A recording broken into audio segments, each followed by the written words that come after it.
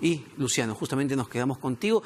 Me gustaría coger la última frase del magistrado Eloy Espinosa porque tenía que ver con lo que estábamos discutiendo. El fin práctico de esta propuesta del presidente Martín Vizcarra de hacer una cuestión de confianza sobre un proyecto para modificar el procedimiento de elección de los magistrados del Tribunal Constitucional. Lo que dice él es que, según el reglamento del Congreso, dado que hay una cuestión de confianza, se tendría o se debería detener el proceso de selección de este 30. Bueno, por la amistad que tengo con el magistrado Eloy Espinosa, me permito discrepar respetuosamente con él.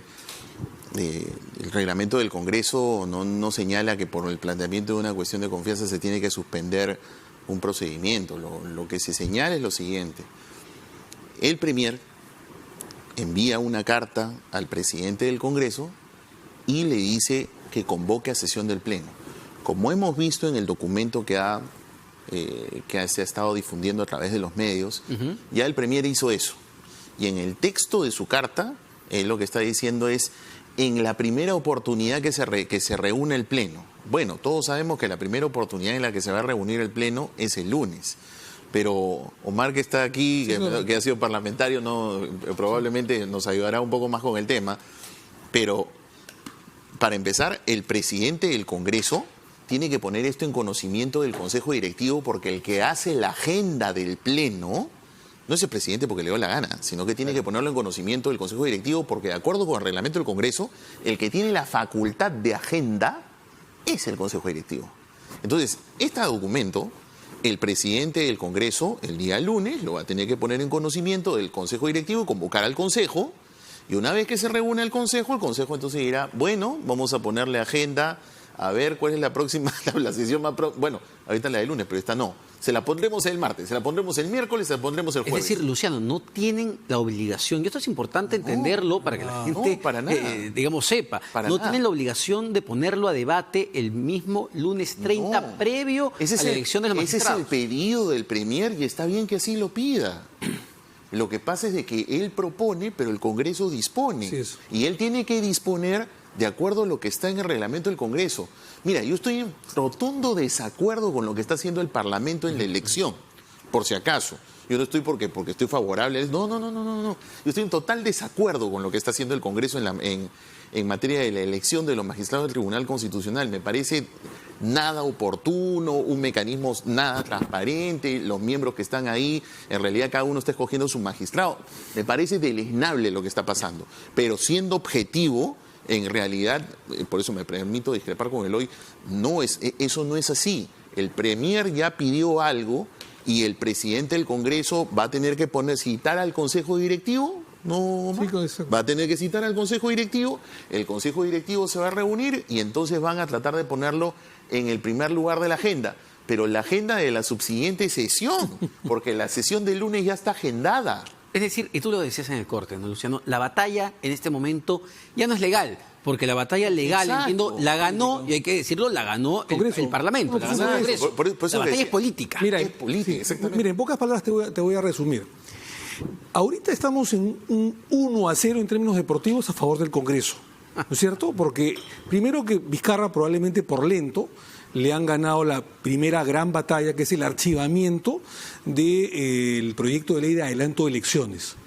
En segundo lugar, en el tema de cuestión de confianza sobre el reglamento o el procedimiento de elegir a los miembros del TC, para mí el Ejecutivo, presidido por Vizcarra, llega a placé, ¿no es cierto?, utilizando términos hípicos.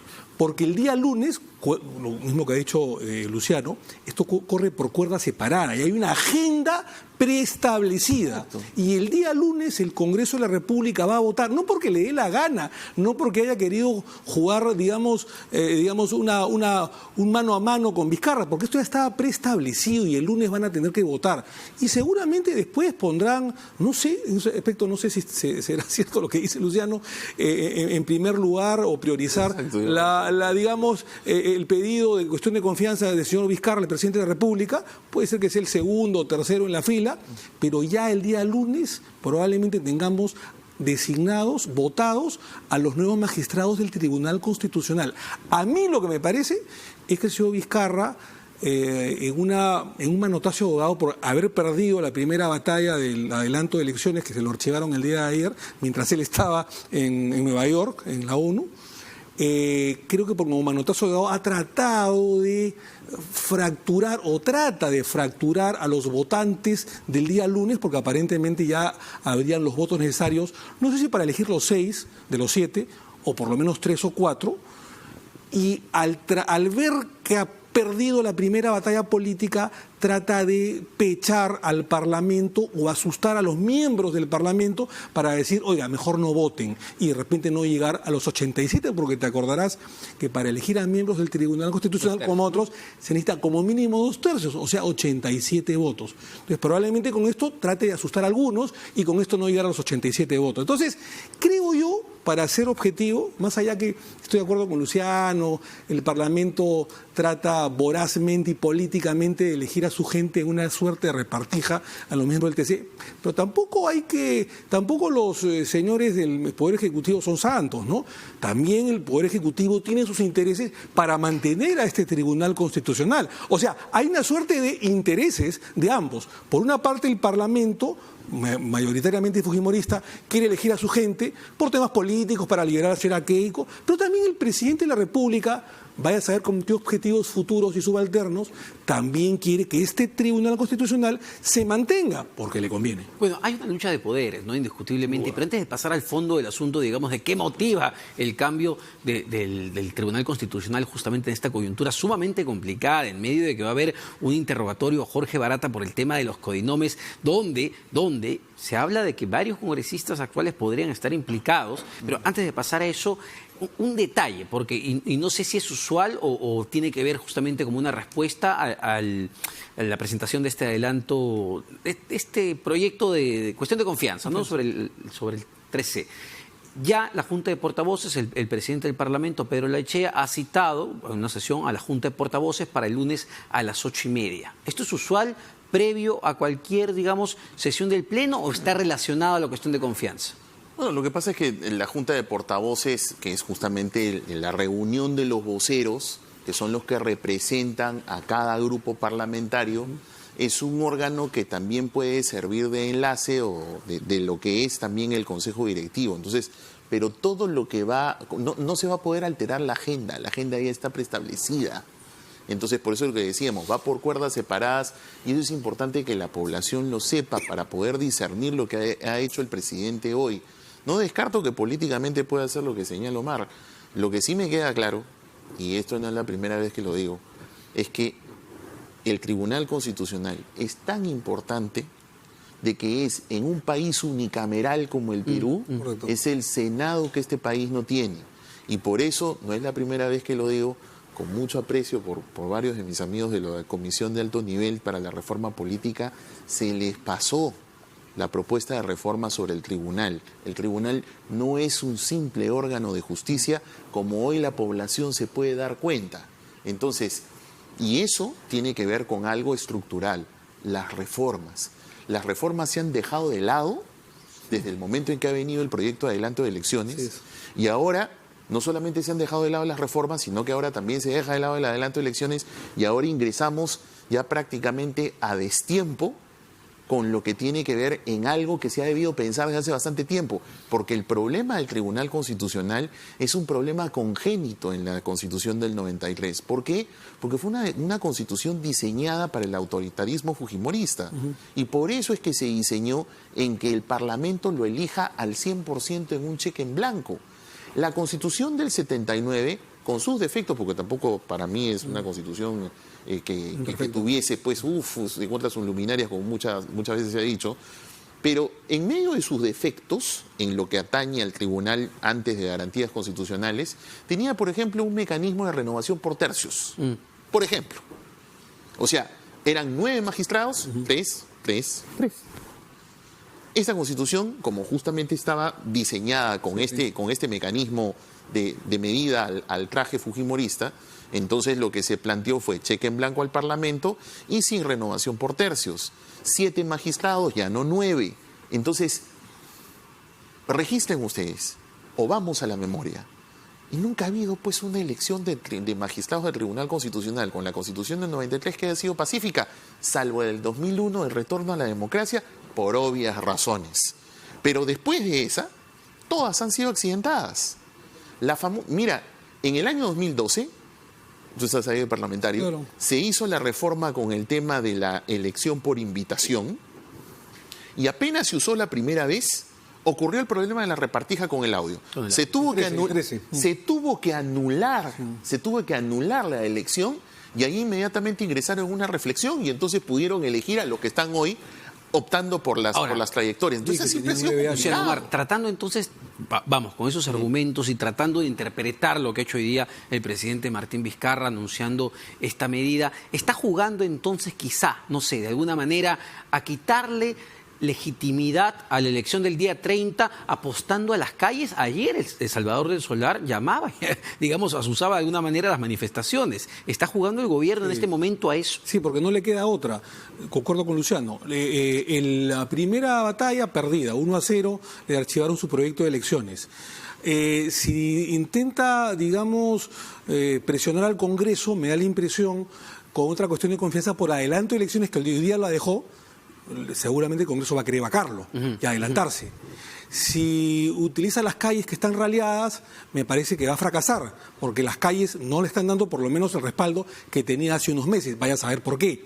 Si el día lunes, este es un aporte, el Congreso de la República elige a los miembros del Tribunal Constitucional, está hackeado Vizcarra, absolutamente hackeado, porque tal vez el último bastión de Vizcarra es evitar que el Congreso de la República elija un nuevo Tribunal Constitucional. Y es por eso que el día de hoy, cuando mucha gente, me incluyo, estábamos esperando que Vizcarra en su mensaje a la Nación hable sobre la cuestión de confianza, sobre el adelanto de elecciones, evita hablar sobre ello y dice, no, cuestión de confianza sobre la elección o el procedimiento de la elección de los miembros del Tribunal Constitucional. Ahora, hay que decir también otras cosas, porque esto todo no es blanco ni negro, acá no hay ni buenos ni malos, hay matices. Y hay que decir lo siguiente, mira, creo yo que en el caso del Tribunal Constitucional, el gran defecto, lo dijo Luciano, es que no existe Senado de la República. Cuando existía Senado de la República, que era un ente, la Cámara Baja, la Cámara de Diputados es la Cámara Política, la Cámara Reflexiva es la Cámara de Senadores, la Cámara Académica, no había nunca problemas en bicameralidades para elegir a los miembros, en esa época, del Tribunal de Garantías Constitucionales. En una Cámara Política es muy complicado con 87 votos elegirla.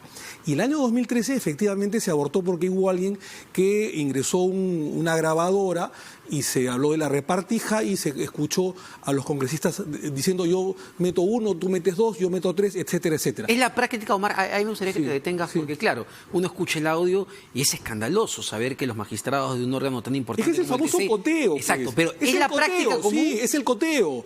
Lamentablemente esta Constitución, que a mí no me gusta, la Constitución fujimorista hecha a su medida, como dice Luciano, efectivamente está dada para el coteo, para el que tiene mayoría pone más y saca más miembros del Tribunal Constitucional.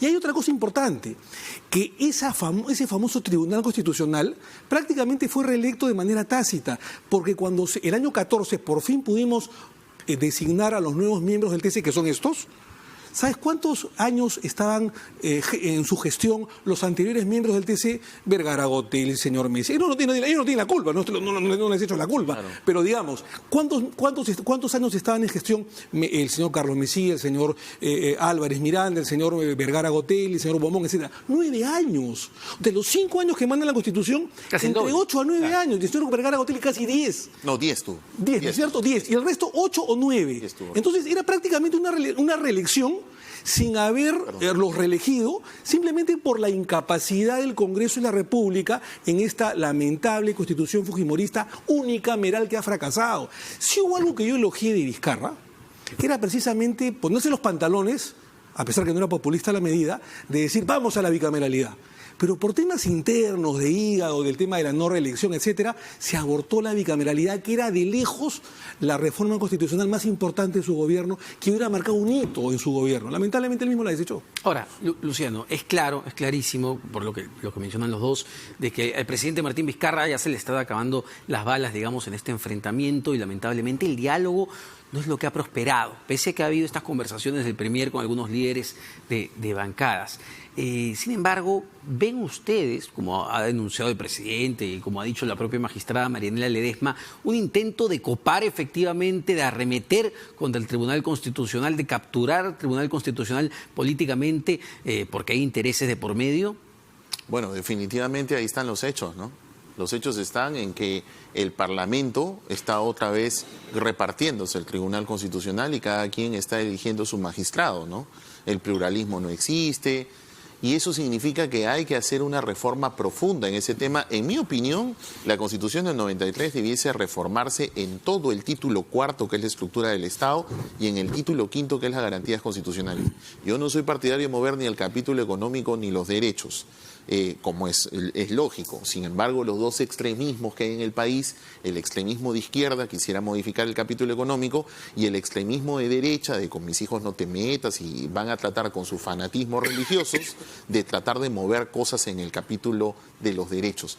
Entonces tendríamos que ir a una reforma parcial, que en mi opinión creo que ni este Parlamento ni ningún otro Parlamento tendría en realidad el interés al menos un poco más sano de poder llevar adelante reformas sin intereses políticos. A ver, ¿y cuánto deteriora esto, Luciano Omar, el hecho de que, vamos, en unos días Jorge Barata va a declarar sobre el tema de los codinomes que involucran a varios congresistas, a varios partidos, campañas legislativas? ¿Esto ha gatillado, está acelerado de alguna manera la elección de los nuevos candidatos? Es muy probable, porque todos, ya estamos viendo ahorita, por ejemplo, con el habeas corpus, es una muestra para que la ciudadanía se dé cuenta.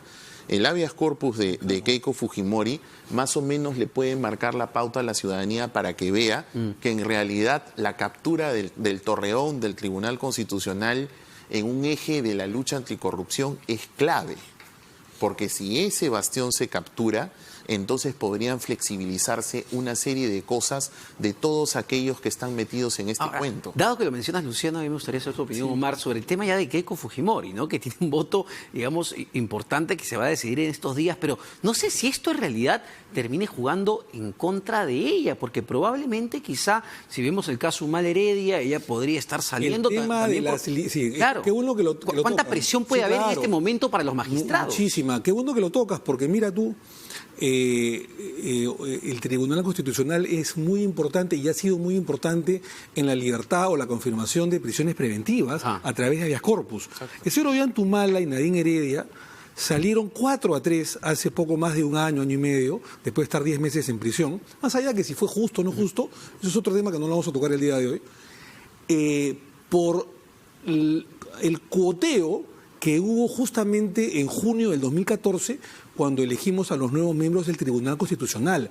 Si tú te fijas, ¿quiénes votaron a favor de la libertad de Ollantumala de revocarle la prisión preventiva de Nadine Heredia?